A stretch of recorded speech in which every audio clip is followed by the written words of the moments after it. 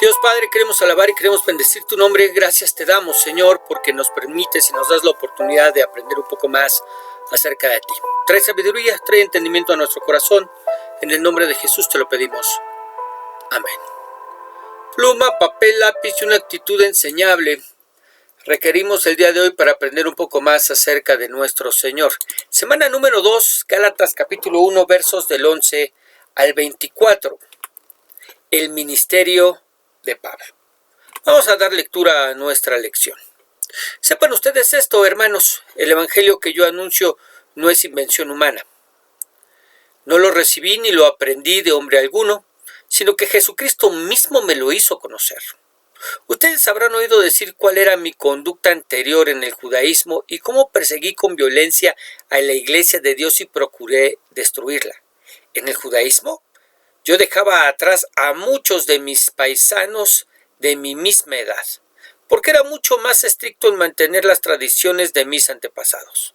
Pero Dios, que me escogió antes de nacer y que por su gran bondad me llamó, tuvo a bien hacerme conocer a su Hijo para que anunciara su evangelio entre los no judíos. Y no fui entonces a consultar con ningún ser humano. Ni fui tampoco a Jerusalén a ver a los que eran apóstoles antes que yo. Por el contrario, me dirigí sin tardar a la región de Arabia y luego volví a Damasco. 3 años después fui a Jerusalén para conocer a Cefas, con quien estuve 15 días. Pero no vi a ningún otro de los apóstoles, aunque sí a Santiago, el hermano del Señor. Les aseguro delante de Dios que lo que les estoy escribiendo es la verdad. Después me dirigí a las regiones de Siria y Cilicia. En cambio, los hermanos de las iglesias de Cristo que están en Judea no me conocían personalmente. Solamente oían decir, el que antes nos perseguía anda ahora predicando el evangelio que en otro tiempo quería destruir. Y alababan a Dios por causa mía. Muy bien, después de haberles regañado, de haberlos exhortado, reconvenido, porque se habían apartado de Dios al apartarse de la verdad, al recibir un evangelio diferente, Pablo les dará testimonio de cómo es que recibió el evangelio que predica y enseña. Él asegura no haberlo aprendido de ningún hombre, sino que el mismo Señor Jesucristo se lo enseñó. Vamos a verlo. Gálatas 1:11 dice, sepan ustedes esto, hermanos, el evangelio que yo anuncio no es invención humana. No lo recibí ni lo aprendí de hombre alguno, sino que Jesucristo mismo me lo hizo conocer. ¿De dónde sacó Pablo lo que enseña? Bueno, a diferencia de muchos de los maestros ambulantes que visitaban a las iglesias, como lo hacían los judaizantes, Pablo no aprendió lo que enseñaba de otros maestros, no. Él les asegura y nos asegura que su evangelio lo recibió directamente del Señor Jesucristo. Algo que vamos a ver cómo es que fue, pero que siempre hará que pongamos mucha atención a los detalles. ¿Por qué? Porque no es fácil creer que alguien pudiera tener una revelación como esta, sobre todo hoy en día. Lo que me lleva a preguntarte, ¿podría pasar eso en nuestras iglesias? ¿Que alguien reciba una revelación directa del Señor sin que nadie se lo enseñe? Bueno, teóricamente, claro que sí. La experiencia de Pablo no podemos asegurar que haya sido única y exclusiva para él y nadie más. Pero de la misma manera que debieron hacerlo los discípulos, esa revelación necesita pasar por el escrutinio de toda la verdad revelada. Es decir, lo que la persona recibió de parte de Dios no contradice lo que de Dios ya se conocía. El evangelio de Pablo no era diferente al evangelio que predicaban los otros apóstoles. ¿Por qué? Porque solo hay un evangelio. Solo hay un evangelio. ¿Ok? Vamos a ver el siguiente comentario. ¿Por qué los gálatas debían escuchar a Pablo en lugar de los judaizantes? Bueno, Pablo contesta esta pregunta implícita al mostrar sus credenciales. Su mensaje era directamente de Cristo, había sido un judío ejemplar, había tenido una conversión especial y había sido confirmado en su ministerio por los otros apóstoles. Pablo presentó sus credenciales también a las iglesias de Corinto y de Filipo. ¿Ok? Muy bien. Verso 13. Ustedes habrán oído decir cuál era mi conducta anterior en el judaísmo y cómo perseguí con violencia a la iglesia de Dios y procuré destruirla. En el judaísmo yo dejaba atrás a muchos de mis paisanos de mi misma edad, porque era mucho más estricto en mantener las tradiciones de mis antepasados. ¿Cuál es el testimonio de Pablo? Bueno, él comienza hablándonos de lo que fue el viejo hombre antes de conocer al Señor. ¿Cómo fue? Bueno, en primer lugar nos dice que fue perseguidor de la iglesia y lo hizo de manera violenta. Recordemos que en el libro de los Hechos nos cuenta de la manera en que Pablo sacaba a los hermanos de sus casas arrastrando para entregarlos. ¿Por qué perseguía a la iglesia? 2. Porque en el judaísmo era un fanático de la ley y consideraba que el cristianismo era una plaga que tenía que ser exterminada, pues atentaba en contra de lo que él por años había considerado como la única verdad. Nada diferente a los líderes religiosos que crucificaron al Señor, lo que se consideraría como un judío ejemplar. Esto era un golpe a los judaizantes. Él fue mejor judío que lo que fueron ellos. Pero ¿qué pasó? ¿Qué pasó con este hombre que da testimonio acerca de sí mismo de haber sido un judío ejemplar? De haber sido un celoso perseguidor de la iglesia, pues celaba, ¿no? La religión judía contra el cristianismo. Pero antes de ver qué fue lo que pasó, contado por Pablo, vamos a ver el siguiente comentario. Dice, Pablo llegó a ser uno de los más grandes religiosos judíos de su tiempo, cumplidor escrupuloso de la ley y celoso perseguidor de los cristianos. Antes de su conversión fue aún mucho más celoso guardador de la ley que los mismos judaizantes. Él había superado a sus contemporáneos en conocimientos y prácticas religiosas. Había sido sincero en su celo, pero estaba equivocado. Cuando se encontró con Jesús, su vida cambió. Ahora canaliza todas sus energías en la edificación de las iglesias cristianas. Es decir, aquel que era un perseguidor que procuraba y que deseaba destruir, acabar con esa plaga llamada iglesia, ahora ocupaba todas sus energías en la edificación de la misma. Verso 15. Pero Dios, que me escogió antes de nacer y por su gran bondad me llamó, tuvo a bien hacerme conocer a su Hijo para que anunciara su evangelio entre los no judíos. Y no fui entonces a consultar con ningún ser humano, ni fui tampoco a Jerusalén a ver a los que eran apóstoles antes que yo. Por el contrario, me dirigí sin tardar a la región de Arabia y luego volví a Damasco. ¿Qué pasó?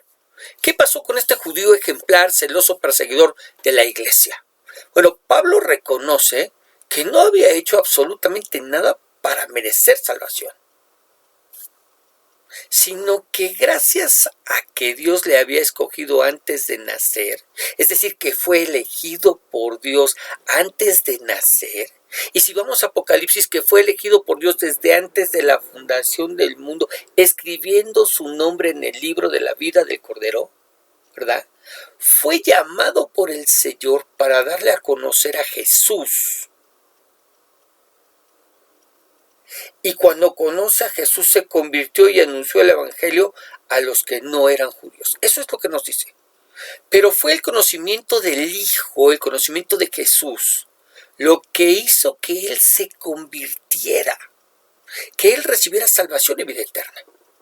Dice, tuvo a bien hacerme conocer a su Hijo, no tuvo a bien hacerme a conocer a su iglesia, no tuvo a bien hacerme conocer a María, o a Guadalupe, o a San Pedro. Tuvo a bien hacerme conocer a su Hijo, porque en Jesucristo es en el único en el que hay salvación y vida eterna. Eso es lo que nos dice Pablo. Y dice, ¿para qué? ¿Para qué lo llamó Dios? Para que anunciara el evangelio a los que no eran judíos. ¿Sí? Este testimonio nos deja claro 3 cosas, cuando menos. La primera, que no nos salvamos porque deseemos esa salvación. No es porque, yo deseaba desde chiquito el ser salvo, yo quería a Diosito, y esos testimonios que de pronto nosotros escuchamos y que tratan de justificar su llamado delante de Dios porque Dios vio algo bueno en ellos. No nos salvamos porque deseemos esa salvación. Pablo no deseaba ser salvo, él perseguía a la iglesia. Y sin embargo, Dios le salió al encuentro camino a Damasco para revelarse a él a través del Hijo. Eso es lo primero que nosotros aprendemos. Lo segundo, la elección de Dios es la que nos hizo atender a su llamado. Pablo atendió al llamado de Dios de ser salvo gracias a que por Dios había sido elegido, señalado. De manera que nadie que no haya sido elegido por Dios se puede acercar a Él. La cuestión es que nosotros no sabemos quiénes han sido elegidos. Por eso les hacemos por medio de la predicación del Evangelio un llamado a todos, conscientes, sabedores de que solo atenderán los que han sido elegidos por Dios desde antes de la fundación del mundo, antes de nacer, dice Pablo. Eso es lo segundo que aprendemos.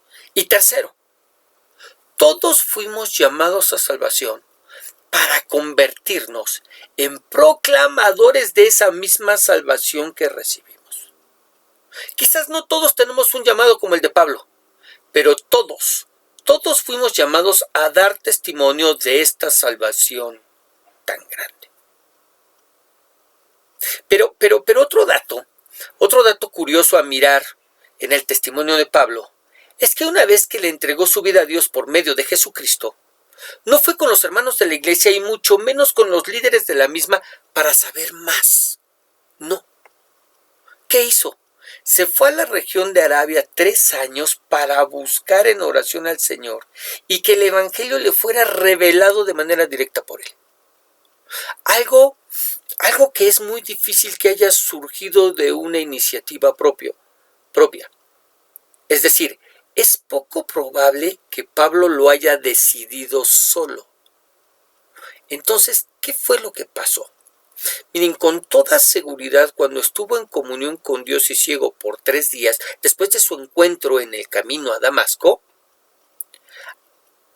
que allí haya recibido de parte de Dios la instrucción de buscarle para que, como dice la Escritura en Jeremías 33:3, clama a mí y yo te responderé y te enseñaré cosas grandes y ocultas que tú no conoces. Es decir, no podemos creer que una vez que Él se convierte, una vez que Él le entrega su vida al Señor, una vez que Él rinde su vida delante de Él y lo reconoce como Señor y Salvador, cae al suelo, queda ciego, es introducido a la ciudad de Damasco, llevado a la calle derecha para que ahí se hospedara. 3 días orando a ciegas. Y él dice que veía a un varón llamado Ananías que venía y le imponía las manos y en ese momento era sano. No podemos creer que después de recibir esta bendición y después de haberle entregado su vida al Señor y después de haber sido sanado por Dios, haya tomado por iniciativa propia el, no, yo me voy a ir, me voy a alejar porque yo no quiero recibir instrucción por parte de carne y sangre, por parte de ningún hombre, sino que yo deseo recibir instrucción directamente de parte de Dios. Eso es muy poco probable que haya sucedido, sino más bien, en ese tiempo de comunión con Dios, en esos 3 días que estuvo ciego, después de ese encuentro que tuvo con él en Damasco, es muy probable que allí haya recibido de parte de Dios la instrucción de buscarle para que le enseñe cosas grandes y ocultas que él no conocía. Esto es el Evangelio de Jesucristo. ¿Ok? Muy bien. Vamos a ver el siguiente comentario. Por el hecho de que Dios guiaba su ministerio, Pablo no hacía nada que Dios no hubiera planeado de antemano, habiéndole dado poder para hacerlo. De forma similar, Dios le dijo a Jeremías de que él lo había llamado aún antes de que naciera, para cumplir con una tarea especial para él. Jeremías 1:5. Dios lo conoce a usted íntimamente también y decidió escogerlo para que sea de él antes de que naciera. Salmo 139. Él quiere que se mantenga cerca de él y que cumpla con la tarea que le ha encomendado. Él nos ha dado una tarea. Todos tenemos un llamado para compartir, todos tenemos un llamado para predicar, pero también ha dado tareas especiales a cada uno de nosotros. Hay un propósito para nuestro llamado. La pregunta es, ¿estamos cumpliendo con ese propósito por el cual hemos sido llamados así como lo hizo Pablo? Muy bien, verso 18. 3 años después fui a Jerusalén para conocer a Cefas, Pedro, con quien estuve 15 días, pero no vi ningún otro de los apóstoles, aunque sí a Santiago, el hermano del Señor. Les aseguro delante de Dios que lo que les estoy escribiendo es la verdad. ¿Qué sucedió en esos 15 días que dice Pablo que estuvo con Pedro?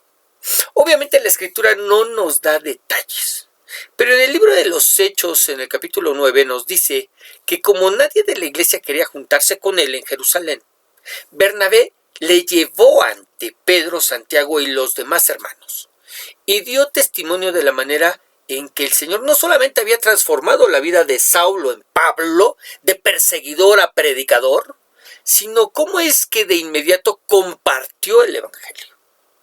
Esa visita sirvió para que, en primer lugar, se conocieran. En segundo lugar, sopesaran las revelaciones, es decir, Pablo debió contarles la revelación que tuvo acerca del Evangelio y de esa manera Pedro y los demás darse cuenta de que efectivamente nadie podía revelarle tal conocimiento sino Dios mismo. ¿Ok? Y en tercer lugar, practicar el compañerismo. El poder convivir como hermanos en Cristo a pesar de sus diferencias mientras compartían el Evangelio. Ahora dice que no vio a los demás apóstoles, pero sí al medio hermano del Señor, Jacobo o Santiago, como lo dice esta versión, quien finalmente, Santiago o Jacobo, quien finalmente terminó siendo el pastor de la iglesia de Jerusalén, lo que nos da testimonio de lo impactante que fue para la familia terrenal del Señor Jesús, no solo su muerte, sino sobre todo su resurrección, que hizo que su medio hermano, que no había creído en él y que lo consideraba un loco, se convirtiera de tal manera que le sirviera.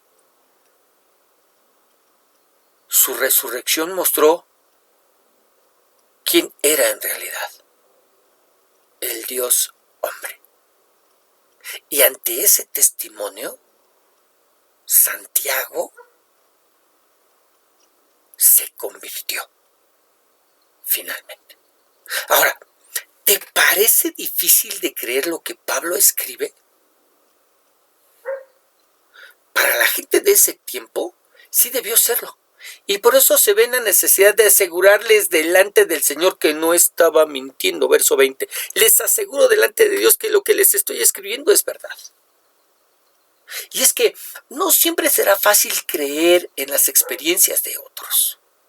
Pero más que poner atención a los detalles de dichas experiencias, pongamos atención a los resultados de las mismas.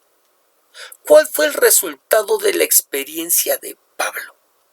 Una vida transformada y entregada por completo al servicio de Dios.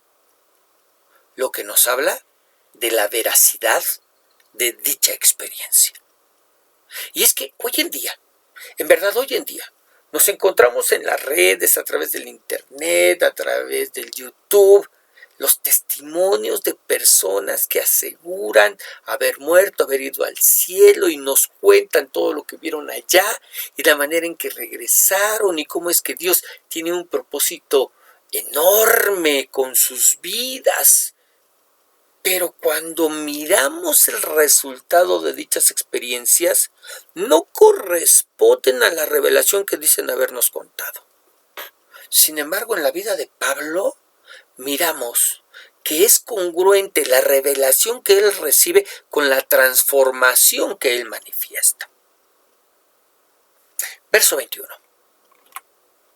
Después me dirigí a las regiones de Siria y Cilicia. ¿Por qué tuvo que salir de Jerusalén?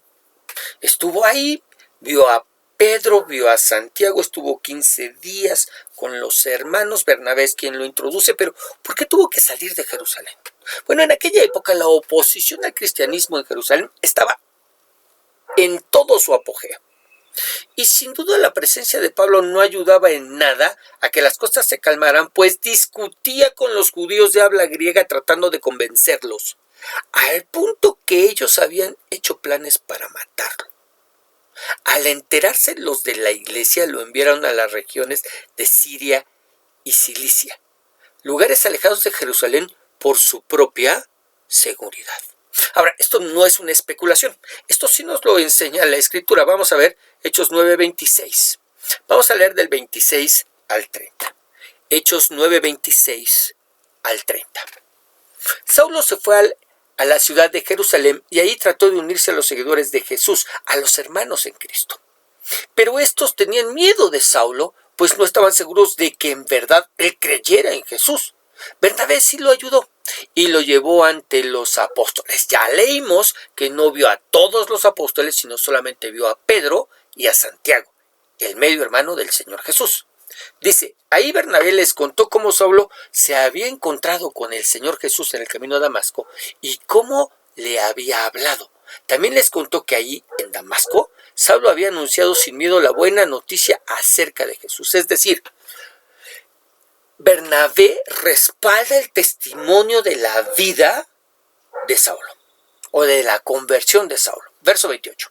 Desde entonces Saulo andaba con los demás seguidores de Jesús en toda la ciudad de Jerusalén y hablaba sin miedo acerca del Señor Jesús. Fue aceptado. 29. También trataba de convencer a los judíos de habla griega, pero ellos empezaron a hacer planes para matarlo.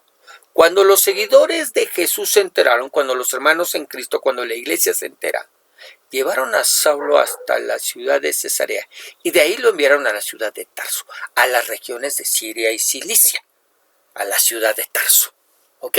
Entonces, sabemos qué es lo que pasó, sabemos por qué tuvo que salir de ese lugar. Hay un testimonio histórico, ¿verdad?, que nos habla de lo que pasó. Versos 22 y 23.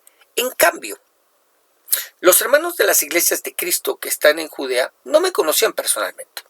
Solamente oían decir, el que antes nos perseguía anda ahora predicando el evangelio que en otro tiempo quería destruir, y alababan a Dios por causa mía. Nos está contando cómo es que, no lo conocían y no se querían juntar con él. Ahora, ¿qué es lo que tu conversión, yo te pregunto, qué es lo que tu conversión produjo en los demás? Porque aquí vemos que la conversión de Pablo produjo alabanza en los hermanos de la iglesia. Pues Pablo era un conocido perseguidor de la misma, y el que se haya convertido no podía ser más que la obra del mismo Señor. Ahora, quizás nuestra conversión no tuvo el mismo impacto que la conversión de Pablo, pero de algo sí podemos estar seguros, que en los cielos hubo fiesta y hay un lugar a la mesa del Señor con nuestro nombre. Lucas capítulo 15, verso 7 dice, os digo que de este modo habrá más fiesta en el cielo por un pecador que se arrepiente que por 99 justos que no tienen necesidad de penitencia. Habrá más fiesta en el cielo por un pecador que se arrepiente. Quizás nuestra conversión, el entregarle nuestra vida al Señor, no tuvo el mismo impacto que tuvo la conversión del apóstol Pablo. Pero de una cosa debemos estar seguros y tranquilos: que hubo fiesta en los cielos, que hay un lugar en la mesa con nuestro nombre y que nuestros nombres han sido inscritos o confirmados en el libro de la vida del Cordero. Que nuestros nombres finalmente quizás no son conocidos aquí en la tierra. Somos parte de la iglesia de Cristo, miembros del cuerpo de Cristo, anónimos completamente. Quizás nadie, ni siquiera a lo mejor el pastor nos conoce,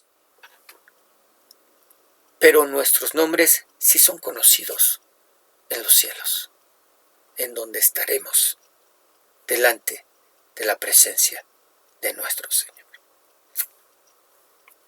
Vamos a ver nuestro último comentario. El cambio de vida en Pablo motivó alabanzas de personas que lo vieron u oyeron. Su nueva vida sorprendió a muchos, los que glorificaron a Dios porque solo Él pudo haber transformado a este celoso perseguidor de cristianos en un cristiano. Quizás no hayamos experimentado una transformación tan dramática como la de Pablo, pero nuestras nuevas vidas deben glorificar a Dios cada día. Cuando la gente lo mira a usted, cuando la gente te mira, ¿reconoce el cambio que Dios ha obrado en tu vida? Si no es así, quizás no estamos viviendo como debiéramos. Ahí en tu lugar, inclina tu rostro y cierra tus ojos. Vamos a orar. Señor Dios y Padre Celestial, queremos alabar y queremos bendecir y queremos glorificar y queremos exaltar y queremos darte gracias por lo que tú nos has enseñado el día de hoy. Dios, el mirar la conversión de este hombre, el escuchar su testimonio, Señor, el mirar cómo su testimonio no es solamente lo que él dice, sino aquello que está escrito de manera histórica en el libro de los Hechos y concuerda perfectamente. El que era un perseguidor, un hombre que no merecía ser salvo de ninguna manera. Pero Dios, por tu gracia y tu misericordia, y porque le escogiste desde antes de que naciera y desde antes de la fundación del mundo, su nombre ya estaba inscrito en el libro del Cordero. Es que le saliste al encuentro para mostrarle salvación y vida eterna en tu Hijo. Dios, en el nombre de Jesús, esto hace que nuestro corazón se llene de regocijo y de agradecimiento. Porque nosotros, al igual que Pablo, ¿quiénes éramos, Dios? Enemigos tuyos, hacedores de maldad. No merecíamos ser salvos, no merecemos ser salvos. No hay nada bueno en nosotros. No hay nada encomiable, no hay nada de buen nombre que pudiera servirte. Sin embargo, porque nos escogiste antes de nacer, porque nuestros nombres ya estaban escritos en el libro de la vida del Cordero, es que nos llamaste y nos mostraste salvación en tu Hijo. Gracias, Dios, que así como la vida de Pablo fue un instrumento útil en tus manos, de la misma manera nuestra vida puede ser un instrumento que haya utilidad en tus manos. Y que a través de nuestra obra, de nuestro hacer, tu nombre sea glorificado. Dios, en el nombre de Jesús te lo pedimos. Amén.